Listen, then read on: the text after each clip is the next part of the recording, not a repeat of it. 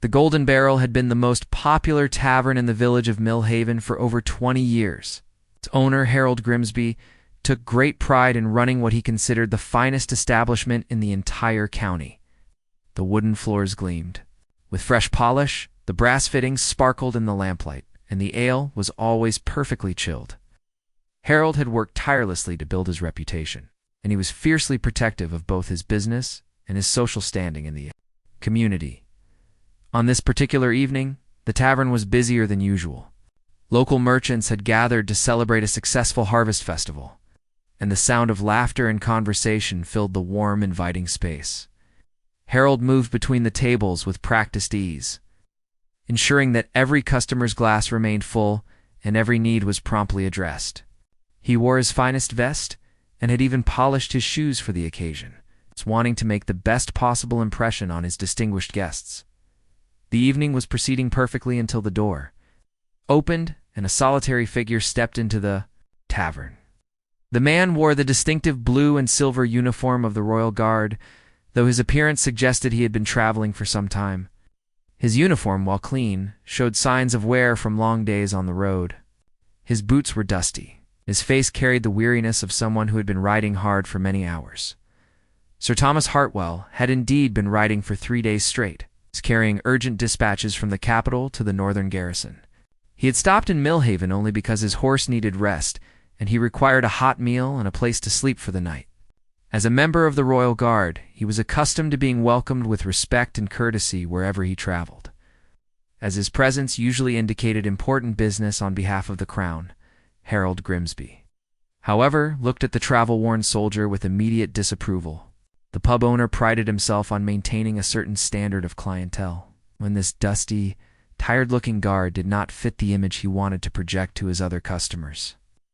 Harold had never actually met a member of the Royal Guard before, and he found the reality far less impressive than the stories and legends he had heard. "Excuse me," Thomas said politely as he approached the bar. "I am Sir Thomas Hartwell of the Royal Guard. I am traveling on official business and would like to request a room for the night and a hot meal, if you please." Harold looked the young man up and down with obvious disdain. "I am sorry, but we are fully booked this evening. Perhaps you could find accommodation elsewhere in the village." Thomas frowned slightly, glancing around the tavern. While it was busy, it was clearly not at capacity, and he had seen no indication that rooms were unavailable. "Are you certain?" "I have been traveling for days and my horse is exhausted. I can pay full price for whatever accommodation you have available," said. "We are full," Harold repeated more firmly, his voice loud enough to draw the attention of nearby customers. "This is a respectable establishment that caters to respectable people. We cannot have just anyone wandering in off the road, regardless of what uniform they claim to wear." The conversation at nearby tables began to quiet as people turned to watch the exchange. Thomas felt heat rise in his cheeks, both from embarrassment and growing anger. He had served the Crown faithfully for 8 years and had never been treated with such open disrespect. "I am not just anyone," Thomas said, trying to maintain his composure despite the public humiliation. "I am on official royal business, carrying sealed dispatches that must reach their destination tomorrow. All I require is a simple room and a basic meal." Harold's chest swelled with self-importance as he realized he had an audience for his performance. Several of his regular customers were wealthy merchants and local officials who would surely be impressed by his refusal to be intimidated by some travel-worn soldier. "Official business or not," Harold declared loudly, "I reserve the right to refuse service to anyone I deem inappropriate for my establishment. Your appearance is unkempt, your boots are dirty, and frankly, you look more like a common highway robber than any royal guard I would expect to see." A murmur rippled through the crowd of onlookers. Some seemed uncomfortable with Harold's treatment of the uniformed man, while others appeared to be enjoying the confrontation. Thomas noticed that several customers were whispering among themselves and pointing in his direction.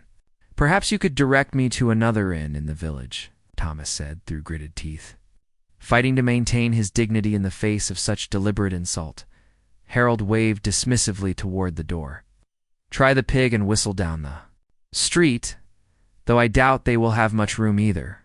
Perhaps you should have planned your journey better, or cleaned yourself up before expecting to be welcomed into decent society. The humiliation was complete. Thomas felt the stares of every person in the tavern as he turned and walked back toward the door. Behind him, he could hear Harold making jokes to his customers about soldiers who think their uniforms give them special privileges and the importance of maintaining proper standards.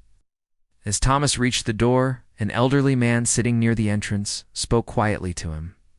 "I am sorry, lad. That was shameful treatment. Harold Grimsby has always been full of himself. But tonight he has gone too far." Thomas nodded his thanks but said nothing. He was too angry and embarrassed to trust himself to speak civilly. As he pushed open the door and stepped back into the night air, he could still hear laughter from inside the tavern, and he was certain it was directed at him. The Pig and Whistle turned out to be a much smaller and shabbier establishment than the Golden Barrel.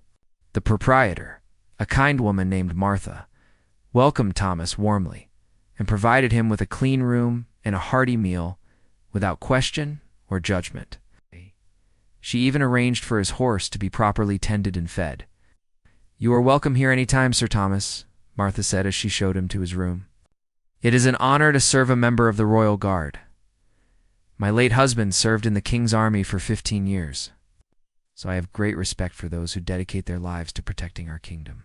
As Thomas settled into his modest but comfortable room, he tried to put the evening's humiliation behind him.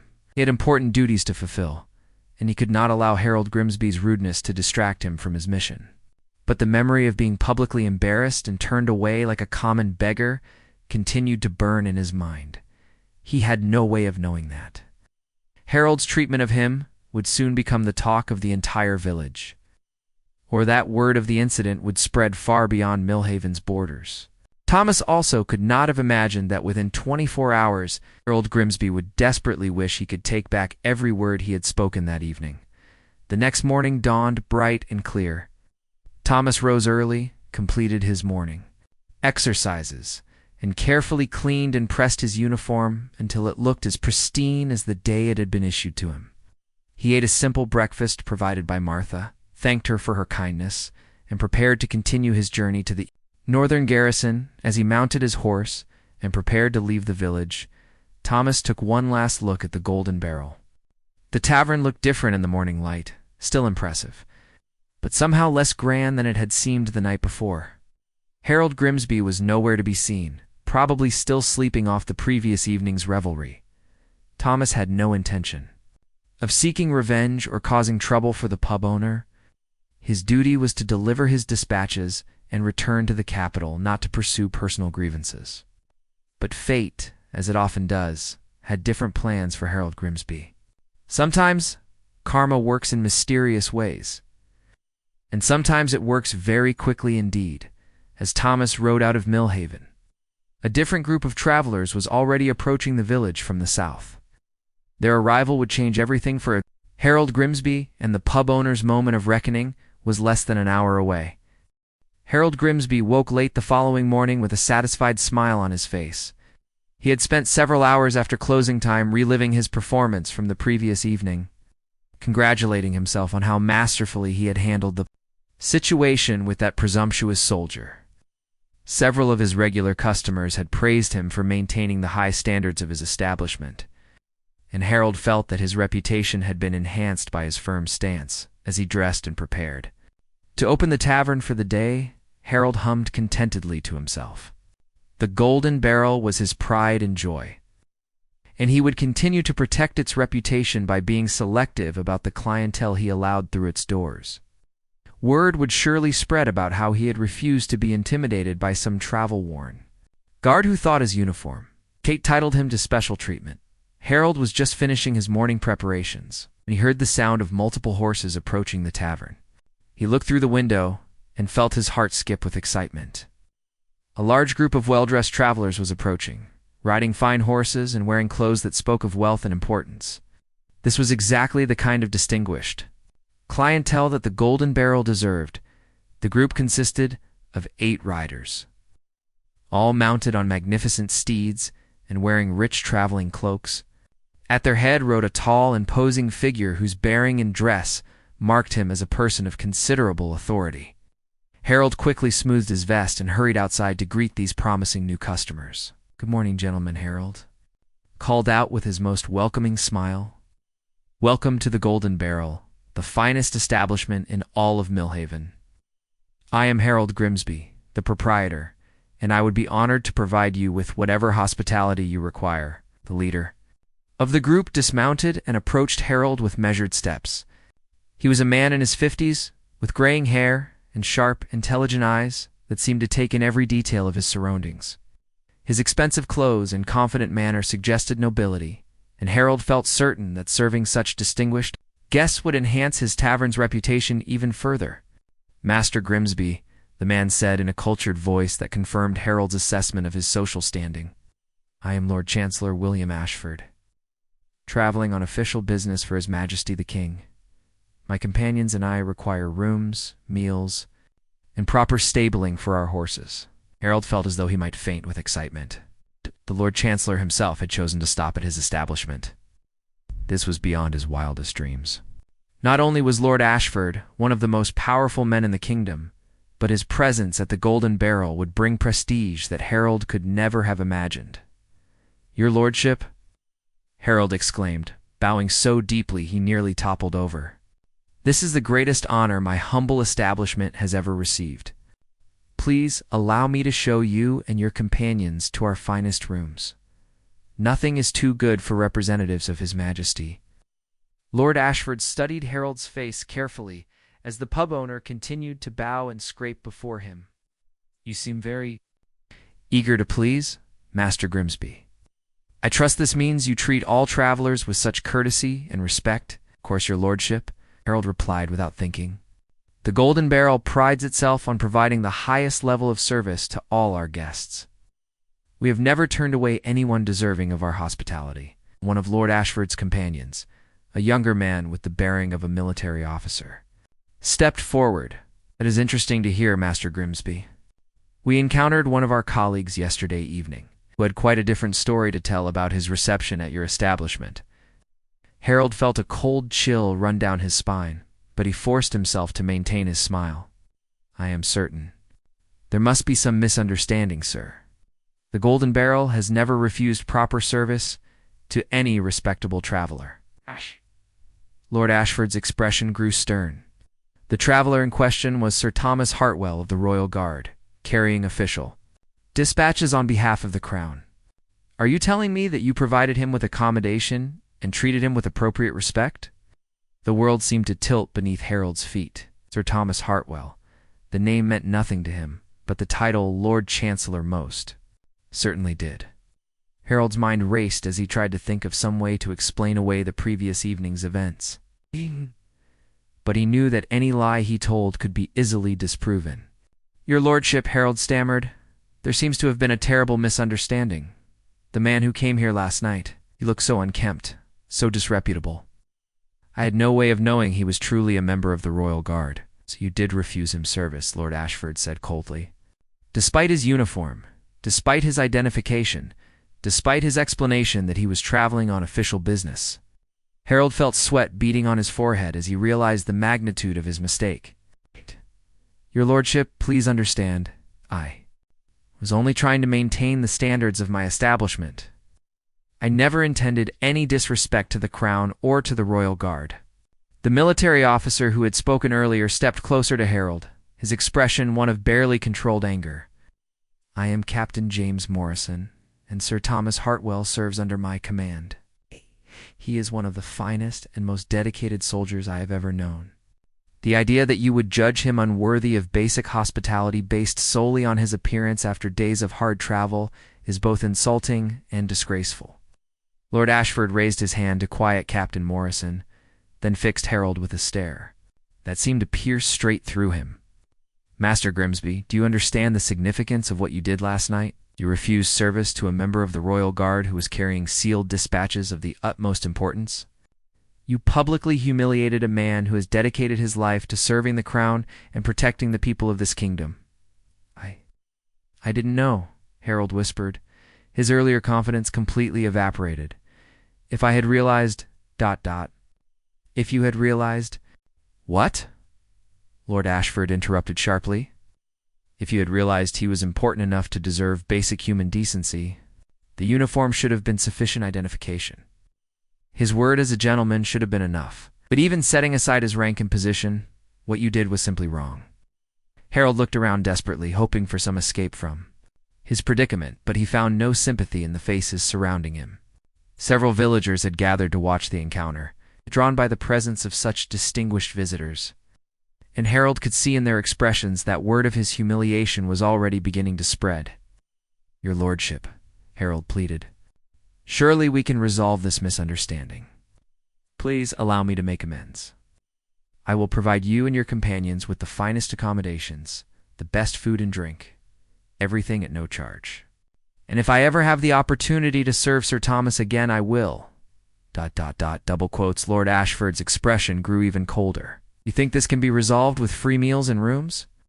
Master Grimsby, you have demonstrated that your establishment does not meet the standards required for serving representatives of the Crown. How can I trust that you will treat other royal officials with appropriate respect in the future?" The crowd of onlookers had grown larger, and Harold could hear them whispering among themselves. He caught fragments of conversation that made his blood run cold. People were already discussing what they had witnessed the night before, and his treatment of Sir Thomas was being described in increasingly unfavorable terms. Captain Morrison spoke again, his voice carrying clearly across the gathering crowd. "Sir Thomas told me that you not only refused him service, but that you did so loudly and publicly, making jokes at his expense and encouraging your other customers to mock him. Is this true?" Harold wanted to deny it, but he could see several people in the crowd who had been present the previous evening. Any lie he told would be immediately exposed, making his situation even worse. "I may have spoken more harshly than necessary," Harold admitted reluctantly, "but I was only trying to protect my business." Lord Ashford shook his head in disgust. "You were protecting nothing, Master Grimsby. You were indulging your own prejudices and sense of self-importance at the expense of a good man who deserved better treatment." The Lord Chancellor turned to address the crowd that had gathered. "People of Millhaven, let this serve as a lesson to all. The worth of a person is not determined by their appearance or their social station, but by their character and their deeds. Sir Thomas Hartwell has spent years risking his life to protect this kingdom and its people. He deserved your respect and hospitality, regardless of how he looked after days of hard travel." Harold felt his world crumbling around him. Everything he had worked to build, all the respect and reputation he had cultivated over 20 years, was being destroyed in a matter of minutes. And the worst part was that he knew he deserved every word of Lord Ashford's condemnation. "What can I do to make this right?" Harold asked desperately. Lord Ashford considered the question for a long moment before responding. "That remains to be seen, Master Grimsby. But I can tell you this word of your treatment of Sir Thomas will reach the capital within days. The Royal Guard takes care of its own, and they do not forget those who show disrespect to their members." With that ominous warning, Lord Ashford turned away from Harold and began speaking with his companions about alternative accommodations for their party. Harold stood there in the morning sun, surrounded by the disapproving stares of his neighbors, and finally began to understand the true cost of his actions the night before. As Lord Ashford and his party rode away from the Golden Barrel to seek accommodation elsewhere, Harold Grimsby stood frozen in the courtyard, watching his dreams of prestige and recognition disappear with them. The crowd of villagers who had witnessed his public humiliation began to disperse, but not before Harold caught sight of the expressions on their faces: disappointment, disapproval, and in some cases, barely concealed satisfaction at seeing the proud pub owner brought low. Martha, the proprietor of the Pig and Whistle, approached Harold as the crowd thinned. Her kind face showed genuine concern, though Harold could detect an undertone of reproach in her manner. "Harold," she said quietly, "what you did to that young soldier last night was wrong. Sir Thomas was a perfect gentleman, despite your rudeness. To him, he spoke no ill of you even after the way you treated him." Harold felt shame wash over him in waves. "Martha, I made a terrible mistake. I judged him by his appearance, and I was wrong." "Yes, you were," Martha replied firmly. "And now the whole village knows it. Word travels fast in a small community, Harold. By evening, everyone in Millhaven will know that you turned away a member of the Royal Guard and then had to face the Lord Chancellor himself for your actions. The reality of his situation began to sink in fully. Harold realized that his reputation, which he had spent decades building, could be destroyed in a matter of hours. The respect he had earned from his customers and neighbors was evaporating before his eyes, and he had no one to blame but himself. As the morning progressed, Harold's worst fears began to materialize. Customers who would normally stop by for their morning ale found reasons to avoid the Golden Barrel. Those who did enter seemed uncomfortable and left quickly after finishing their drinks.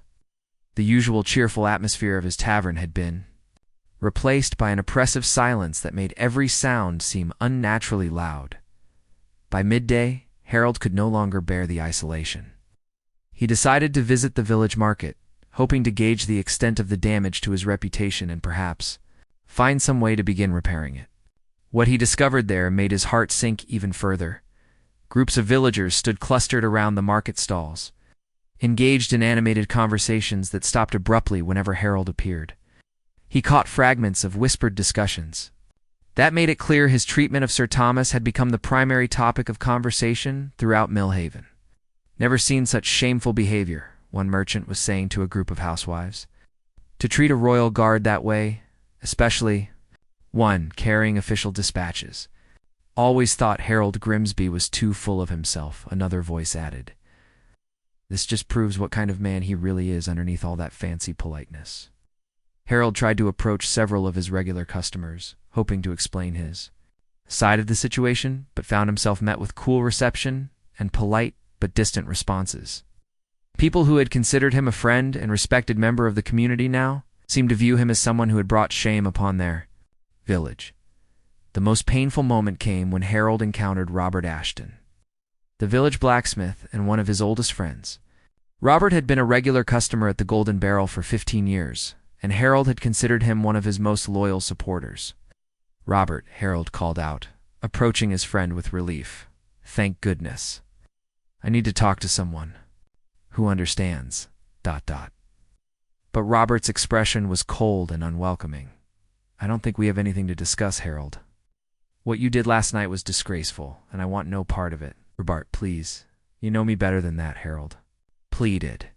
"I made a mistake, but surely our friendship counts for something." Robert shook his head sadly. "I thought I knew you, Harold, but a man who would treat a soldier of the crown with such disrespect, who would mock someone who has dedicated his life to protecting us all. That's not the kind of man I want to associate with." The rejection from his old friend hit Harold harder than anything else that had happened. If Robert, who had known him for decades, could turn away from him so completely, what hope did he have of recovering from this disaster? Harold returned to the Golden Barrel, feeling more isolated than he had ever felt in his life. The tavern that had once been his pride and joy now felt like a prison. He sat alone at the bar, staring at his reflection in the polished brass fixtures, and tried to understand how everything had gone so wrong so quickly. The afternoon brought a new development that made Harold's situation even worse. A traveling merchant arrived in the village with news from the capital, and his stories quickly spread throughout Millhaven. According to the merchant, tensions were rising along the northern border, and the Royal Guard was working tirelessly to maintain security throughout the kingdom.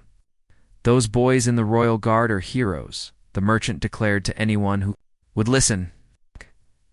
"Working day and night, riding through all kinds of weather, carrying messages, and maintaining order. We should all be grateful for their service." The merchant's words served to highlight just how shamefully Harold had behaved toward Sir Thomas. The contrast between the respect the guard deserved and the treatment he had received at the Golden Barrel became even more stark in light of these reports about the dangers and difficulties faced by the Royal Guard. As evening approached, Harold prepared to open his tavern for what he feared might be one of the quietest nights in its history. His prediction proved accurate. Only a handful of customers appeared, and they seemed more interested in discussing his encounter with Lord Ashford than in enjoying their drinks. Harold overheard one conversation that particularly stung. Two local farmers were sitting near the window, speaking in voices they thought were too low for him to hear. "Martha down at the Pig and Whistle says that Royal Guard was the most polite young man she's ever served," one was saying. "Clean, respectful, grateful for everything she did for him. This makes you wonder what Harold was thinking." "Harold's always been too concerned with appearances," the other replied. "Thinks he's better than the rest of us, because he runs a fancy tavern. Well, now we've seen what that attitude leads to." Harold wanted to defend himself, to explain that he had simply made an error in judgment, but he knew that anything he said would only make matters worse. The damage to his reputation was spreading like wildfire, and there seemed to be no way to contain it. Late that evening, as Harold was preparing to close the nearly empty tavern, he received an unexpected visitor. An elderly man entered the Golden Barrel, someone Harold recognized but had never spoken to extensively. The man was known throughout the village as a retired soldier who had served in several campaigns during his younger years. "Master Grimsby," the old soldier said, approaching the bar with a serious expression. "I heard about what happened here last night and today. I felt I needed to speak with you." Harold braced himself for another lecture about his shameful behavior. But the old soldier's tone was not accusatory. Instead, he seemed genuinely concerned. "Son," the veteran continued, "I've known many soldiers in my time, including several members of the Royal Guard. They're good men, every one of them, and they deserve our respect and support. What you did to that young fellow was wrong, but it's not too late to make things right." Harold looked up hopefully. "What do you mean?" The old soldier leaned forward, speaking earnestly. "The Royal Guard has a saying, 'Honor lost can be honor regained.' But only through deeds, not words. If you want to repair the damage you've done, you need to do more than just apologize. You need to show through your actions that you've learned from your mistake." "But how?" Harold asked desperately. "Lord Ashford made it clear that word of this will reach the capital. My reputation may already be ruined beyond repair." The veteran smiled slightly. "Reputation is what others think of you, son. Character is what you really are. Focus on building your character and the reputation will follow in time." As the old soldier left, Harold found himself with something he hadn't had all day: hope. Perhaps there was a way to redeem himself, to prove that he was better than his worst moment. But he knew that whatever path to redemption existed, it would require more than just words and good intentions. The question that haunted Harold as he locked up the Golden Barrel that night was whether he had the courage and wisdom to find that path, and whether he could change quickly enough to prevent his life's work from being completely destroyed by one terrible moment of poor judgment. Harold Grimsby spent a sleepless night wrestling with his conscience and trying to find a way forward. The old soldier's words about character versus reputation echoed in his mind, but the practical reality of his situation seemed almost insurmountable. By morning, he had made a decision that surprised even himself. Harold rose before dawn and began preparing for what might be the most important day of his life. He dressed in his simplest clothes, abandoning the fancy vest and polished shoes that had been symbols of his pride and status. Instead, he chose the plain working clothes he had worn years ago when he was first building his business, before success had made him arrogant. His first stop was the Pig and Whistle, where he found Martha preparing for the morning customers. She looked surprised to see him, and her expression was guarded as he approached. "Martha," Harold began, his voice humble in a way she had never heard before, "I need to ask you about Sir Thomas Hartwell. I want to know everything about how he behaved while he was here, what kind of man he is." Martha studied his face carefully before responding. "Why do you want to know, Harold? Haven't you done enough damage already?" "Because I need to understand the full extent of what I did wrong," Harold replied honestly. "I need to know who Sir Thomas really is, not the version of him I created in my prejudiced mind." Something in Harold's tone convinced Martha of his sincerity. She invited him to sit down and began to tell him about her interactions with the young Royal Guard. "He was one of the most courteous guests I've ever had," Martha began, despite being exhausted and clearly upset by what had happened. "At your place, he thanked me for every small kindness. He helped me carry firewood without being asked, and when he saw that my roof was leaking, he spent an hour patching it before he went to bed." Harold felt his shame deepening as Martha continued her account. "He told me about his mission," she went on. Important dispatches about troop movements and supply lines that needed to reach the northern garrison. He was worried about delays because lives might depend on the information he was carrying. But even with all that responsibility weighing on him, he took time to be kind to an old woman who runs a shabby inn. "What else?" Harold asked quietly. Martha's expression softened as she remembered. "He asked about my husband, saw his old army. Medal on the wall." When I told him how my Thomas had died in service to the crown, Sir Thomas stood up and gave a formal salute to honor his memory. I started crying, and this young man, this stranger, comforted me like I was his own grandmother. Harold closed his eyes, feeling the weight of his actions more heavily than ever. "Martha, I have been a fool and worse than a fool. I saw only what I wanted to see and judged a good man by superficial appearances."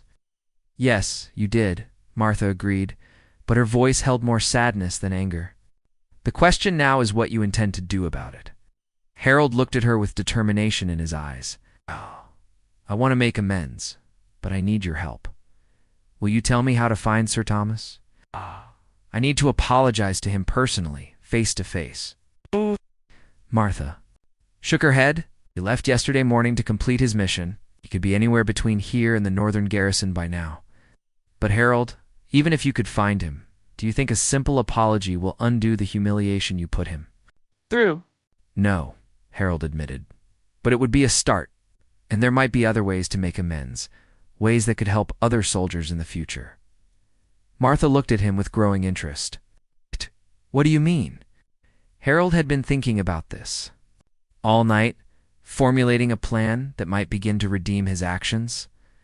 What if the Golden Barrel became a place where soldiers and members of the Royal Guard were always welcome? What if I made it known throughout the kingdom that any man or woman serving the crown would receive free meals and lodging at my establishment? "Would cost you considerably," Martha pointed out. "Money I can afford to lose," Harold replied. "My reputation and self-respect are worth more than gold." Martha smiled for the first time since Harold had arrived. "Now that sounds like the beginning of real redemption, Harold Grimsby." Encouraged by Martha's response, Harold spent the rest of the morning visiting other villagers and asking their forgiveness for bringing shame upon Millhaven. Some were more receptive than others, but most seemed willing to give him a chance. To prove that he had learned from his mistakes, his next major step was to write a letter to the Lord Chancellor, acknowledging his wrongdoing and outlining his plans to make amends. Harold spent hours crafting the message, trying to strike the right tone between contrition and determination. "My lord," he wrote, "I am deeply ashamed of my treatment of Sir Thomas Hartwell and the disrespect I showed to the Royal Guard and the Crown. I cannot undo my actions, but I can ensure that they never happen again. Beginning immediately, the Golden Barrel will serve as a sanctuary for all members of the Royal Military, offering free accommodation and meals to any soldier traveling on official business." Harold also wrote to the commander of the northern garrison requesting permission to personally deliver supplies and provisions to the troops as a gesture of support. He knew that actions would speak louder than words, and he was prepared to invest both time and money in proving his sincerity. The response to his efforts was mixed, but gradually encouraging. Some villagers remained skeptical, but others began to see his initiatives as genuine attempts at redemption. When word spread about his offer of free service to soldiers, several veterans in the village expressed approval. 3 days after his encounter with Lord Ashford, Harold received an unexpected visitor that would test his resolve in ways he had not anticipated. A young woman arrived at the Golden Barrel, travel-worn and clearly distressed. She wore simple clothes but carried herself with a dignity that suggested good breeding. "Are you Master Grimsby?" she asked as she approached the bar. "I am," Harold replied, studying her concerned expression. "How may I help you, miss?" "My name is Eleanor Hartwell," she said, and Harold felt his blood run cold. "I am Sir Thomas Hartwell's sister. I have come because of what happened here several days ago." Harold felt panic rising in his chest. Had Sir Thomas's family come to confront him about his shameful behavior? Was his reputation about to suffer another devastating blow? "Miss Hartwell," he began nervously, I want you to know that I deeply regret my treatment of your brother. If there is anything I can do to make amends, ... Eleanor held up her hand too. Stop him, Master Grimsby. I have not come here to berate you or to cause you further trouble. I have come because I need your help. Harold was confused. My help? I don't understand. Leonor's composure began to crack and tears appeared in her eyes. My brother never arrived at the northern garrison. His horse returned to the way station. 2 days ago, riderless and injured. Thomas is missing, and the Royal Guard believes he may have been attacked by bandits somewhere along the mountain passes. The news hit Harold like a physical blow. Sir Thomas, the good man he had wronged, was missing and possibly dead. The thought that Harold's last interaction with him had been one of cruelty and disrespect was almost unbearable. What can I do? Harold asked immediately. Tell me how I can help find him. Eleanor looked at him with surprise. You would help search for him? After what happened between you? Harold met her gaze steadily. Miss Hartwell, what happened between your brother and me was my fault entirely. He deserved far better treatment than he received from me. If there is any chance he is still alive, I will do everything in my power to help find him.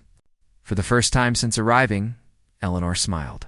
Mr. Grimsby, perhaps my brother was right about the basic goodness of people. He always said that even when someone treats you poorly, there is usually something redeemable in them if you look hard enough. Harold felt both gratitude and renewed shame at her words. Your brother sounds like a remarkable man. I wish I had seen that when I had the chance. But tell me, what exactly can I do to help find him? Eleanor explained that search parties had been organized. They needed local knowledge of the terrain and safe places where searchers could rest and resupply. The Golden Barrel could serve as a headquarters for the rescue operation, providing food and lodging for the volunteers who were risking their lives to find her brother. I will do more than that, Harold declared, without hesitation. I will join the search myself. I know these mountains and forests as well as anyone, and I owe it to your brother to help find him. Eleanor looked surprised. Master Grimsby, that is very generous, but the search could be dangerous. There are wild animals in those mountains, and if bandits did attack Thomas, they might still be in the area. All the more reason for me to go, Harold replied firmly. I cannot undo the wrong I did your brother, but I can at least try to be part of setting it right. Within hours, Harold had transformed the Golden Barrel into a command center for the search operation, provided free meals for all the volunteers, offered his own horses and equipment for the rescue teams, and personally funded supplies for the extended search effort. Robert Ashton, the blacksmith who had rejected Harold's friendship just days earlier, appeared at the tavern as the search teams were organizing. He approached Harold with a grudging expression of respect. I heard what you're doing, Harold, Robert said quietly. This is the right thing, and I want to help. I know I was harsh with you the other day, but seeing you step forward like this, well, it shows me the man I thought I knew is still in there somewhere. Harold felt a surge of gratitude at his old friend's words. Robert, you were right to be angry with me. I behaved shamefully. But if we can find Sir Thomas alive, perhaps some good can come from this terrible situation. Search parties departed at dawn, with Harold leading one of the teams through the most treacherous mountain passes. For 3 days, they combed through dense forests and rocky terrain, following every possible trail and investigating every cave and shelter where an injured man might have taken refuge. Harold pushed himself harder than he had in years, driven by guilt, determination, and a growing respect for the man he had wronged. As he searched through brambles and climbed steep slopes, he found himself thinking about Sir Thomas's dedication to duty, his politeness in the face of cruelty, and his sister's unwavering faith in his character. On the 3rd day of searching, Harold's team heard a faint sound echoing from a narrow ravine that had been partially blocked by a recent rock slide. It was barely audible, but it sounded like someone calling for help. Down here, Harold shouted to his companions. I think I hear something. The team carefully made their way down into the ravine, where they discovered Sir Thomas Hartwell trapped. Beneath a fallen tree, his leg clearly broken, but his spirit unbroken. He had been surviving on rainwater and wild berries for almost a week, unable to move, but refusing to give up hope. "Sir Thomas," Harold called out as they approached. "We are here to rescue you?" The young guard looked up in amazement, his eyes widening as he recognized Harold's face. "Master Grimsby? But how? Ow. Why are you here?" Harold knelt beside the injured man, carefully examining his wounds while his companions worked to free him from the fallen tree. "Sir Thomas, I am here because I owe you more than I can ever repay. I treated you shamefully, and I have spent every day since then trying to find a way to make amends." Sir Thomas managed a weak smile despite his pain. "Master Grimsby, I harbor no ill will toward you. We all make mistakes in judgment sometimes. Your generosity of spirit only makes my behavior seem worse," Harold replied as they carefully lifted the tree and prepared to move Thomas to safety. "But I promise you this, I will spend the rest of my life ensuring that no soldier is ever treated with disrespect at my establishment again." As they carried Sir Thomas back toward the village, Harold found himself changed in ways he was only beginning to understand. The search had shown him what true courage and dedication looked like. He was determined to live up to the example set by the man he had once dismissed so callously. The rescue would be only the beginning of Harold's journey toward redemption, but it marked a turning point in his life that would reshape not only his own character, but also his place in the community. He had nearly lost through his own prejudice and pride. The journey back to Millhaven took most of the day, with Harold and his companions taking turns carrying the makeshift stretcher they had constructed for Sir Thomas. Despite his injuries and obvious pain, the young guard maintained remarkable spirits throughout the difficult trek. Even attempting to apologize for the trouble his rescue had caused, "Sir Thomas," Harold said during one of their rest stops, "please do not concern yourself with any inconvenience.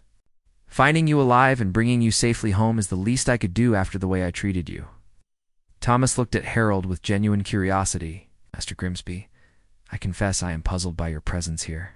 When I left your establishment that night, I assumed our paths would never cross again. Yet here you are, having risked your own safety to search for me in dangerous territory." Harold was quiet for a moment, considering how to explain the transformation he had undergone in recent days. "Sir Thomas, meeting Lord Ashford and learning about the kind of man you truly are showed me something terrible about myself. Become so concerned with appearances and status that I had lost sight of basic human decency." "We all make errors in judgment," Thomas replied gently. "I do not hold your actions against you." "Your forgiveness means more to me than you know," Harold said earnestly. "But forgiveness does not erase the need for change. I intend to spend the rest of my life proving that I learned from my mistakes." When the rescue party finally reached Millhaven, they were greeted by cheering crowds who had been anxiously awaiting news. Eleanor Hartwell rushed to her brother's side, tears of relief streaming down her face as she saw that he was alive and would recover fully from his injuries. The village physician, Dr. Williams, examined Thomas's injuries and declared that while his leg was broken, it would heal properly with rest and care. "You are remarkably fortunate, young man," the doctor told Thomas. A few more days in those mountains, and the outcome might have been very different. As word spread throughout the village about Harold's role in the rescue, the pub owner found himself experiencing something he had not expected: genuine respect from his neighbors based not on his wealth or status, but on his actions and character. Martha from the Pig and Whistle was among the first to congratulate him. "Harold, what you did was truly noble. You risked your life for a man you had wronged, asking nothing in return. That takes real courage and integrity." Even more meaningful was the response from Robert Ashton and the other villagers who had turned away from Harold after his shameful treatment of Sir Thomas. One by one, they approached him to offer their respect and to acknowledge that his actions had proven his genuine desire to make amends. "I misjudged you, Harold," Robert said, extending his hand in friendship. "I thought the man I had known for years was gone forever, but you have shown that he was simply lost for a while. Welcome back." But the most significant change came in Harold's relationship with the Golden Barrel itself. Instead of viewing his tavern as a symbol of his social status, he began to see it as a place where he could serve others and contribute positively to his community. True to his word, Harold implemented his plan to provide free accommodation and meals to any member of the Royal Military. He had a sign painted and hung prominently outside the Golden Barrel. All who serve the crown are welcome here, food and lodging provided with gratitude and respect. The response to this gesture spread far beyond Millhaven. Within weeks, soldiers and guards from throughout the region were making detours to visit the Golden Barrel, not just for the free hospitality, but for the respectful treatment they received. From Harold and his staff, Sir Thomas, during his recovery in the village, became a frequent visitor to the tavern. As his leg healed and he regained his strength, he and Harold developed an unlikely friendship built on mutual respect and shared experiences. Master Grimsby Thomas said one evening as they sat talking by the fireplace, "I want you to know that your actions have restored my faith in the basic goodness of people. When I left here that first night, I was angry and disappointed. But your willingness to risk everything to find me has shown me that even the worst moments can lead to the best outcomes." Harold shook his head humbly. "Sir Thomas, I am the one. Who has learned from this experience? You showed me what true character looks like, maintaining your dignity and kindness, even when faced with unfair treatment. I hope I can live up to that example in the future." Their friendship became the talk of the village, and Harold found that his relationship with Sir Thomas had opened doors to connections with other members of the Royal Guard. Captain Morrison, who had accompanied Lord Ashford on that fateful day, returned to Millhaven specifically to thank Harold for his role in the rescue. "Master Grimsby," Captain Morrison said, "Sir Thomas has told me about your friendship and the changes you have made to your establishment. I want you to know that word of your support for the Royal Guard has reached the highest levels of command. You have earned our respect and gratitude." The captain also brought news that touched Harold deeply. "Lord Ashford asked me to deliver this to you personally," Morrison said, handing Harold an official-looking document. "It is a commendation from the Crown, recognizing your bravery in the rescue of Sir Thomas and your ongoing support of the Royal Military." Harold read the commendation with amazement and humility. To receive recognition from the very man who had witnessed his shameful behavior seemed almost impossible. Yet here was proof that redemption was indeed possible through genuine effort and sacrifice. But perhaps the most meaningful recognition came from an unexpected source. Eleanor Hartwell, who had remained in Millhaven during her brother's recovery, approached Harold one evening with a small wrapped package. "Master Grimsby," she said, "this belonged to my father, who served in the Royal Guard for 30 years. Thomas and I want you to have it as a token of our gratitude and respect." Inside the package was a small silver medallion bearing the insignia of the Royal Guard. It was clearly an item of great sentimental value, and Harold was deeply moved by the gesture. "Miss Hartwell, I cannot accept something so precious to your family," Harold protested. "You can, and you will," Eleanor replied firmly. "My father always said that the true measure of a person is not whether they make mistakes, but whether they have the courage to learn from them and do better. You have honored his memory through your actions." As autumn arrived and Sir Thomas prepared to return to his duties with the Royal Guard, Harold realized that the events of the past few months had fundamentally changed who he was as a person. The Golden Barrel had indeed become the finest establishment in Millhaven, but not because of its fancy furnishings or exclusive clientele. It had earned its reputation through the character of its proprietor and his commitment to treating all people with dignity and respect. On the night before Sir Thomas's departure, the entire village gathered at the Golden Barrel for a farewell celebration. Harold watched as soldiers, merchants, farmers, and nobles all shared the same space in harmony, united by their respect for the young guard who had shown such grace under pressure. As the evening wound down, Sir Thomas approached Harold one final time. "Master Grimsby, I want to thank you not just for saving my life, but for showing me that people can change. Your example has made me a better person as well." "Sir Thomas," Harold replied, "you've given me something far more valuable than I could ever give you. You've given me the chance to become the man I should have been all along." The next morning, as Harold watched Sir Thomas ride away to rejoin his unit, he felt a profound sense of peace. The shame and guilt that had consumed him for months had been replaced by determination and purpose. He had learned that true honor came not from status or wealth, but from how one treated others, especially in difficult moments. The Golden Barrel would continue to thrive, but but it would never again be a place where anyone was judged by their appearance or turned away because of prejudice. Harold had discovered that the real treasure was not the respect of the wealthy and powerful, but the knowledge that he was living according to his highest principles and serving others with humility and grace. 5 years had passed since that transformative autumn when Sir Thomas Hartwell had ridden away from Millhaven, and the Golden Barrel had become legendary throughout the kingdom for reasons Harold Grimsby could never have imagined when he first opened its doors. The tavern was busier than ever, but not because Harold had returned to his old ways of seeking wealthy clientele. Instead, the Golden Barrel had become known as the most welcoming establishment in the entire region, a place where anyone could find respect, kindness, and excellent hospitality regardless of their station in life. Harold stood behind the bar on this particular evening, watching with satisfaction as soldiers, merchants, travelers, and local villagers shared tables and conversations in perfect harmony. The sight never failed to warm his heart, reminding him of how much his life had changed since that shameful night when he had turned away. Sir Thomas thought the tavern's reputation had grown far beyond what Harold had ever dreamed possible. The sign outside still proclaimed that all who served the crown were welcome, but word had spread that everyone who entered the Golden Barrel received the same respectful treatment.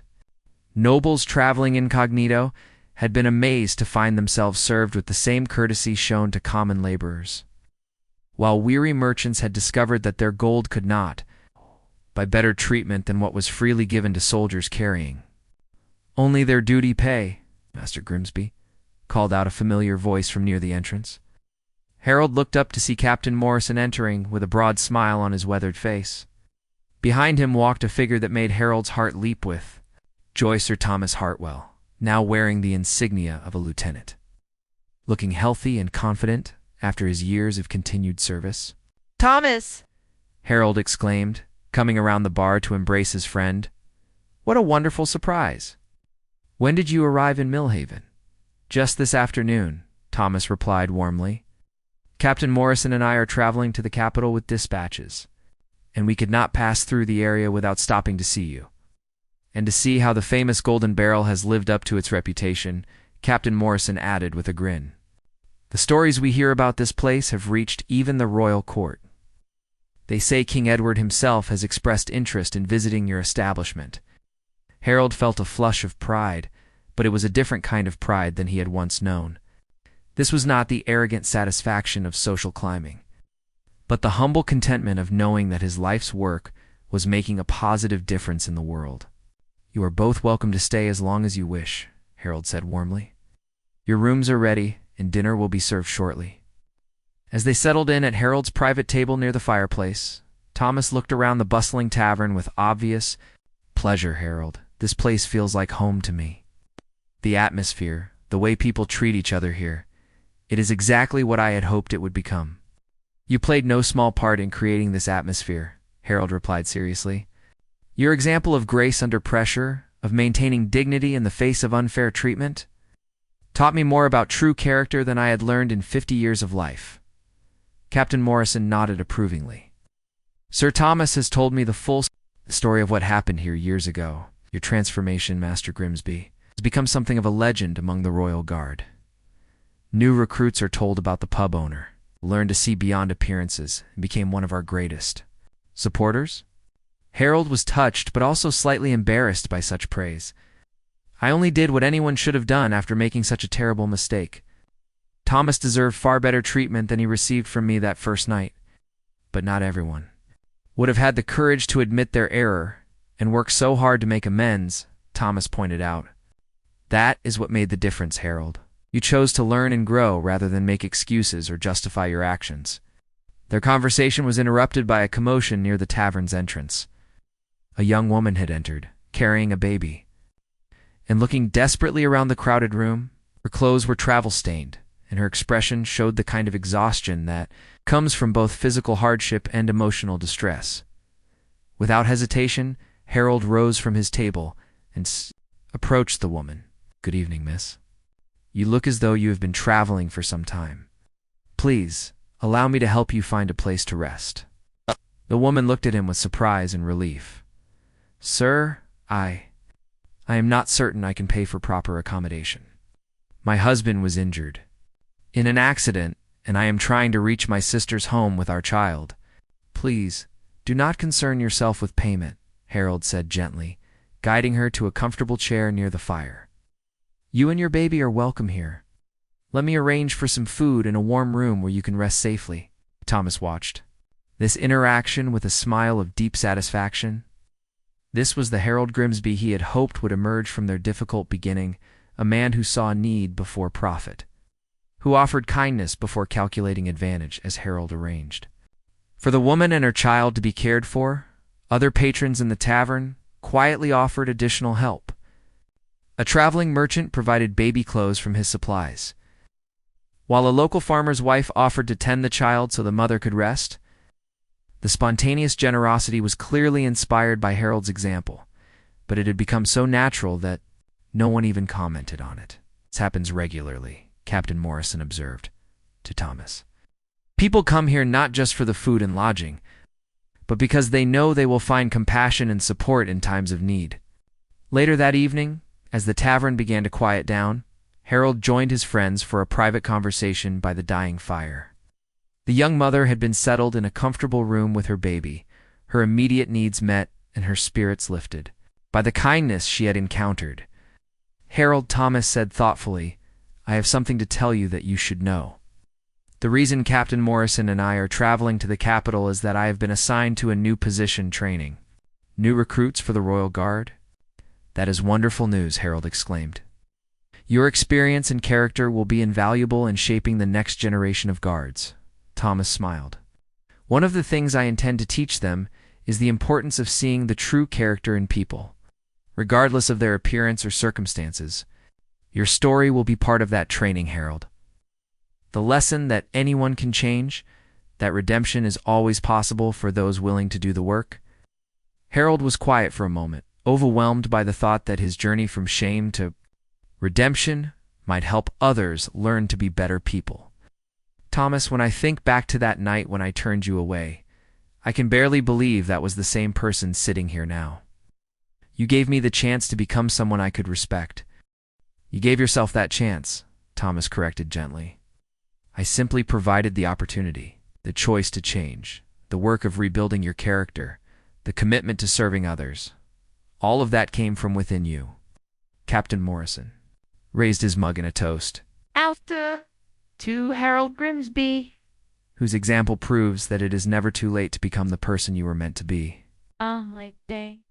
As they drank, Harold reflected on the journey that had brought him to this moment. The Golden Barrel was more successful than ever, but success now meant something entirely different than it had 5 years ago. Instead of measuring his worth by the wealth and status of his customers, Harold found meaning in the lives he touched, the weary travelers he comforted, and the small acts of kindness that rippled outward from his establishment. The next morning, as Thomas and Captain Morrison prepared to continue their journey to the capital, Harold stood in the courtyard watching the sunrise paint the sky in shades of gold and pink. The new day felt full of possibility, just as every day had since he had learned to see the world through different eyes. "Harold," Thomas said as he mounted his horse, "I want you to know that you have become more than just a friend to me. You have become an inspiration. Every time I face a difficult situation, I remember your courage in admitting your mistakes and working to make them right." "And I remember your grace in forgiving them," Harold replied. "Safe travels, my friend, you and all who serve the crown. We'll always have a home at the Golden Barrel." As the two soldiers rode away, Harold returned to his tavern to begin another day of service. The young mother from the previous evening appeared in the common room, looking rested and grateful. Her baby smiled and reached toward Harold as she thanked him for his kindness. "Sir," she said earnestly, "I will never forget your generosity. When I have the means, I will repay your kindness." Harold smiled and gently touched the baby's tiny hand. "Your gratitude is payment enough, miss. But if you truly wish to repay me, simply remember to show the same kindness to others when they are in need." As the morning progressed and new travelers arrived seeking food and rest, Harold welcomed each one with the same warmth and respect he had learned to show everyone who crossed his threshold. The Golden Barrel continued to thrive not because of its proprietor's pride, but because of his humility. Not because of his desire for status, but because of his commitment to service. The story of the pub owner who expelled a royal guard had indeed ended, Yes. but only because it had transformed into something far more beautiful. The story of a man who learned that true honor comes not from how others serve you, but from how well you serve others. And that story, like the best stories, had no ending. Only the promise of continued growth, service, and the daily choice to be better than the day before. Harold Grimsby had discovered that karma works in mysterious ways, but redemption works in even more wonderful ways. And the Golden Barrel stood as a testament to both, a place where anyone could find not just food and shelter, but proof that people can change, that second chances are possible, and that sometimes the most shameful moments of our lives can become the foundation for our greatest triumphs.